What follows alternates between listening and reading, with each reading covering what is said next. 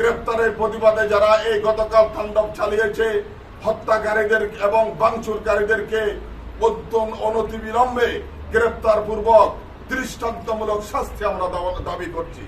সাথে সাথে আমরা আপনাদের মাধ্যমে সারা দেশ এবং চট্টগ্রাম, বিশেষ করে আমাদের হাটাজারি হলো আবহমান কাল থেকে শান্তি, সম্প্রীতি এবং রাজনৈতিক একটি সম্প্রীতির এবং অসাম্প্রদায়িক একটি আমরা চেতনার বিশ্বাসী করে হাটাজারিকে আমরা একটি শান্তির আবাসস্থলে পরিণত করেছি।